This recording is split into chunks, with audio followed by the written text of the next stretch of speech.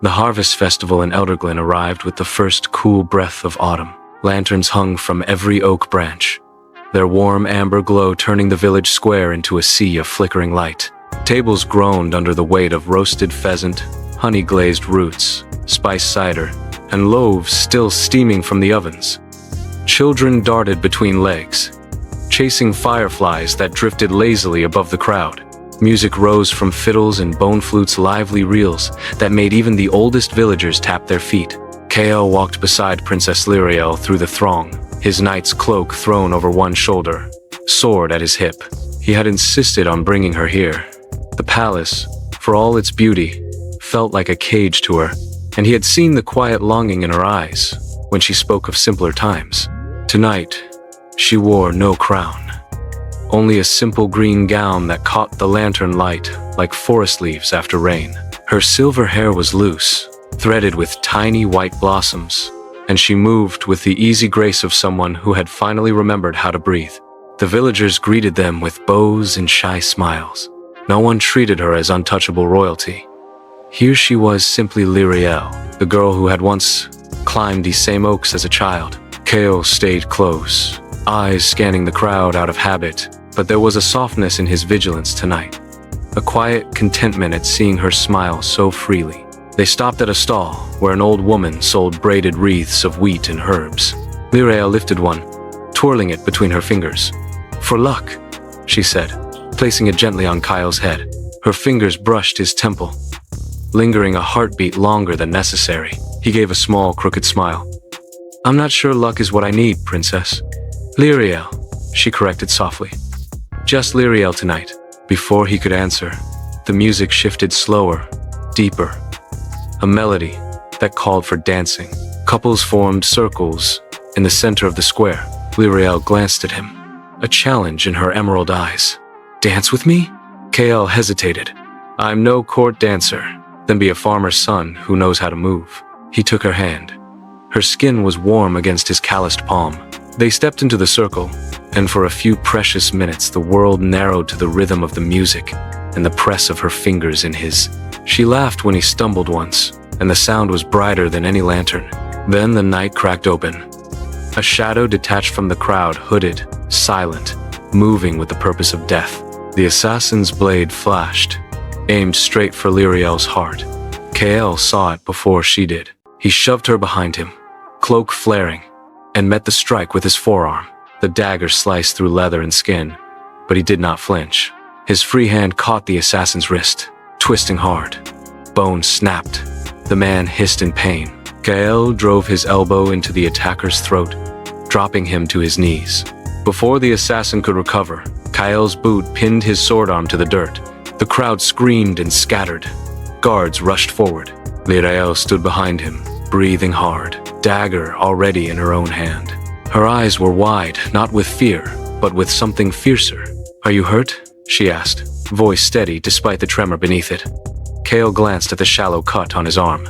Blood welled, dark against his skin. Not enough to matter. The assassin tried to speak curses or a plea. It didn't matter. Kael pressed the point of his sword to the man's throat. "Who sent you?" The man spat blood. "The shadows pay better than kings." General Varric arrived, shoving through the crowd. He knelt, wrenching the hood back. The face beneath was scarred, unfamiliar. One of the Syndicate's blades. They've grown bold. King Aaron and Queen Isolde appeared moments later. Isolde tall, silver-haired like her daughter. Eyes the color of storm clouds moved straight to Kael. She laid gentle fingers over the wound on his arm.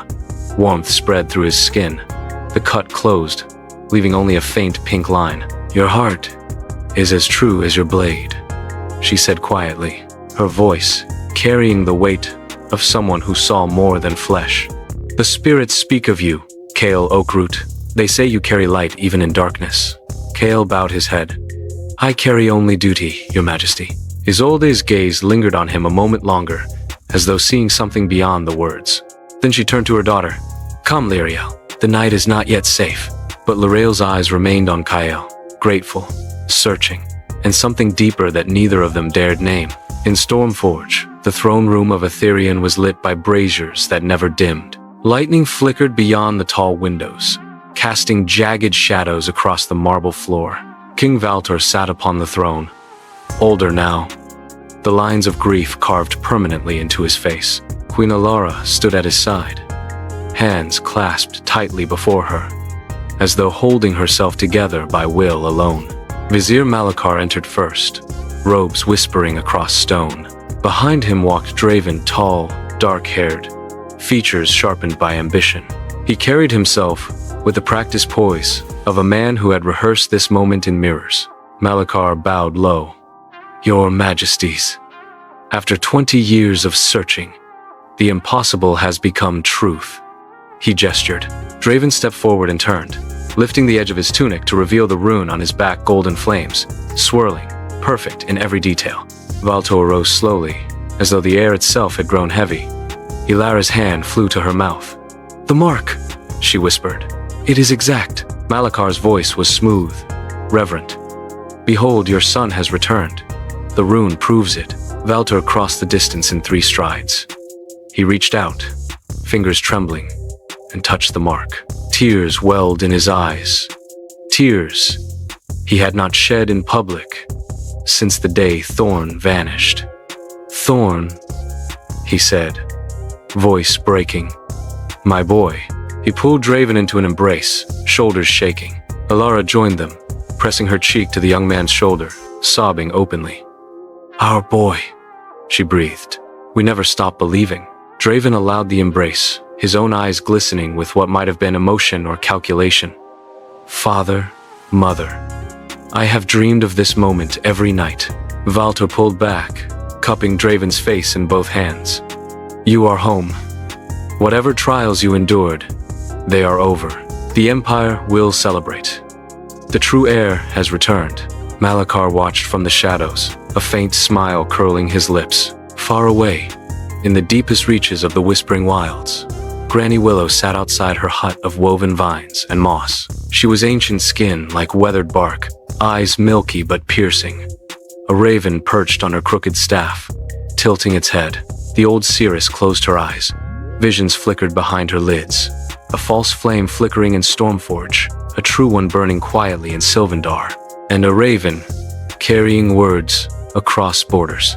She opened her eyes and spoke to the bird. "Fly to Harlan Oakroot. Tell him, the true flame rune awakens. Guard him." The raven spread its wings and vanished into the night. The palace gardens in Crystal Haven were silent after midnight. Moonlight silvered the waterfalls, turning them into sheets of liquid light. Kael sat on a stone bench near the edge of the highest terrace, staring at the stars. Sleep had eluded him since the festival. Tonight the dream had returned stronger, clearer. He had seen them, a man with a silver-streaked beard and a woman with dark hair and gentle eyes. They called a name that felt like his own, yet not. A throne burned behind them, and the flames reached for him, warm instead of destructive. He woke with tears on his face, chest tight with something like grief. Footsteps approached, soft, deliberate. Lirael emerged from the shadows, a light cloak draped over her shoulders. She paused when she saw him. "You're crying," she said quietly. Kael wiped his face with the back of his hand. "A dream. Nothing more." She sat beside him, close enough that their shoulders nearly touched. "You don't have to carry it alone."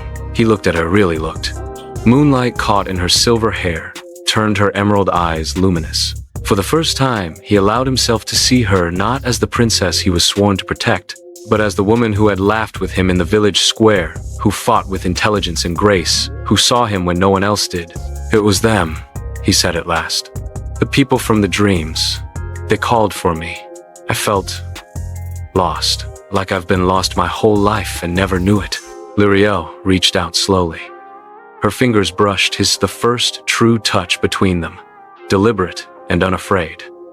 His hand closed around hers, warm and steady. "Whatever haunts you," she whispered, "you don't carry it alone." They sat in silence, hands clasped, the waterfall singing softly beside them. Neither spoke of duty or rank, or the impossible line that separated them. For that single, stolen moment, under the indifferent moon, they were simply two people holding on to something fragile and real. In Elderglen, Harlan woke to the tap of wings, against his window. A raven perched on the sill, black eyes gleaming. A small scroll was tied to its leg. He unrolled it with trembling fingers. The message was short, written in a spidery hand. The true flame rune awakens. Guard him. Harlan looked toward the road that led to Crystal Haven. His son, his boy, was walking into a storm he could not yet see. And somewhere, deep in the whispering wilds, the trees stirred as though listening. The heart had begun to whisper.